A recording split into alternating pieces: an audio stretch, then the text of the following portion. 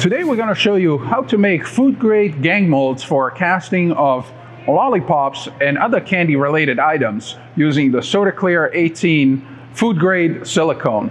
Now let's just jump into the project and see how we do this.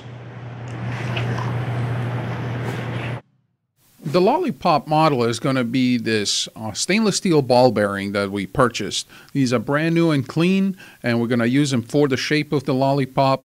The reason why I chose these ball bearings is because they're already polished, and that high gloss is going to translate into our mold, which later on is going to translate into our castings. That means every casting coming out of that mold is going to have a high polish and clean look to them. And we're also going to use these bottle caps to help us set up those ball bearings. These bottle caps are going to be adhered to a working surface. And notice that the working surface has a grid, so we're trying to be as precise as possible when making gang molds. It makes it a lot easier in the production. Take a look at these little cones. They're perfectly shaped, so once we have them molded, they're going to be a perfect funnel for the actual candy we're going to be pouring into the mold. Now the ball bearings are simply adhered to those using some hot melt glue. And then we're going to construct the mold box around the model itself. Here I'm using some plexiglass simply for the reason that is see-through and you guys be able to watch and see into the mold as I'm constructing this and pouring the silicone. I'm just going to go around the perimeter. Because we're working with food-grade materials and plan to cast food items into these molds, we're not using a release agent, but the silicone will not stick to any of these surfaces.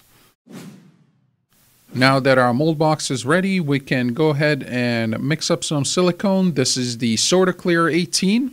It is a 100 to 10 mix ratio by weight, so we do need to use an accurate gram scale.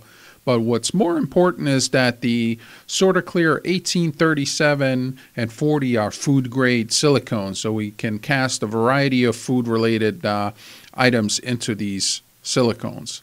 Now, it is recommended that you vacuum degas the material before pouring into the mold. If you're not sure about how to process any of these materials, do take a look at your technical bullet and you'll find a lot of information there. We can go ahead and simply dispense the part A and part B. Again, you want to use an accurate gram scale for this and then mix it thoroughly by scraping the sides and scraping the bottom of your mixing container. You're going to hear that a lot from me. Scrape the sides, scrape the bottom of your mixing container. Be absolutely sure that you're doing a good job on mixing the two components. Now the silicone is exposed to a vacuum chamber, and if you're not familiar with the vacuum chamber practices, click on the link above and that's going to take you to some videos for some more information.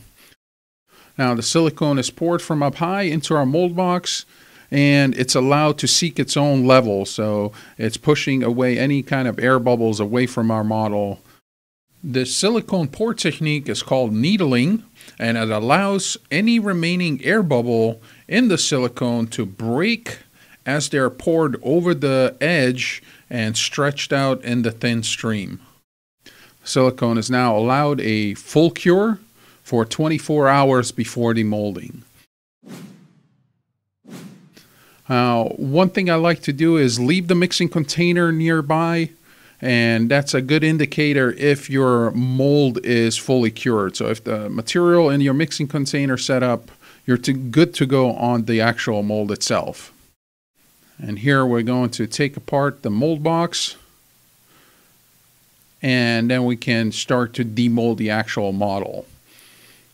Now, because the opening to the mold itself, to the object, is too small to squeeze those ball bearings out, we're going to have to cut that mold partially.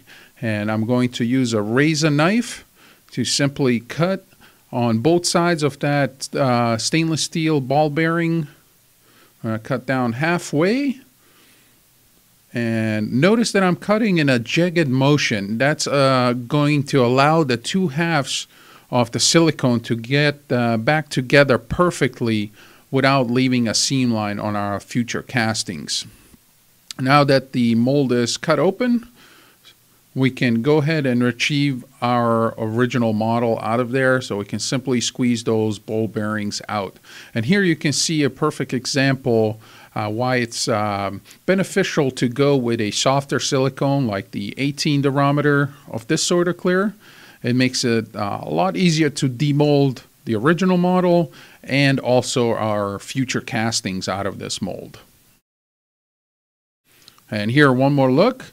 Once we cut that mold open, we're easily able to pull that mold apart and retrieve any castings out of that.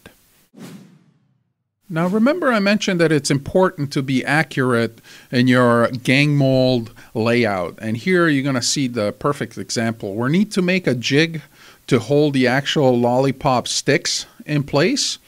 And for that, I'm simply going to use a piece of plexiglass, and we're going to mark where we need to cut that plexiglass in order to create a channel that's going to hold the actual pop stick, so to say. And here I'm going to simply cut a channel into that. Make sure that it's not too big so that the stick falls through. You want to test it before you're ready to go. And once that is set up, we're actually ready to get some attention to that mold. Before we're ready to cast into our food grade mold, we actually have to wash it. Again, if you take a look at the technical bulletin for the product, it does call for washing the mold with soap and water to make sure that it is food grade and food safe for consumption.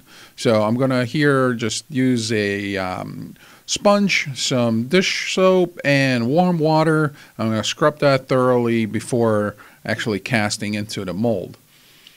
Now we can simply set up our jig, put the little popsicles in place, and I decided to do something special here with this mold. Because it's easy to pry open, I decided to put some edible gold to make my first lollipops I ever made very special.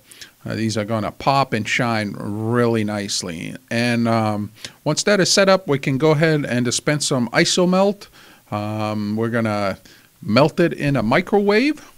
You can purchase isomelt like this online or in any baking store. And once it's molten, we can simply pour it into our mold. And here you can see how easy and nice those funnel-shaped cones come in handy when you're actually pouring material into your cavity. Now, once that is filled up with the isomelt, we can put the jig down with the handles and now allow the material to harden so that we can actually retrieve the lollipops out of that mold.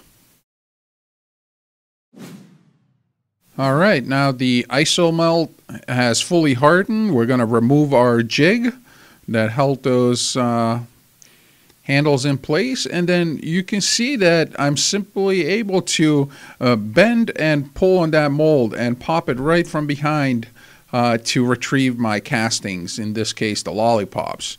So it's really easy to manipulate the castings that seem too large for the opening out of that mold. And here's the final result. Not bad for a first casting of my first lollipops. Using the gang mold we made, I was able to cast several different lollipops in different flavors and colors. Now, if you got inspired by this project and you'd like to make your own edibles, you can do so by visiting any one of our distributors around the world. So, and there we have it, a simple step-by-step instructional video on how to make a food-grade gang mold using the SORTA-Clear 18. Now, if you have an idea about what we should do next, please let me know down in the comments below. And if you like this video, hit the thumbs up button. Now, to keep up with our latest mold making and casting videos, remember to subscribe.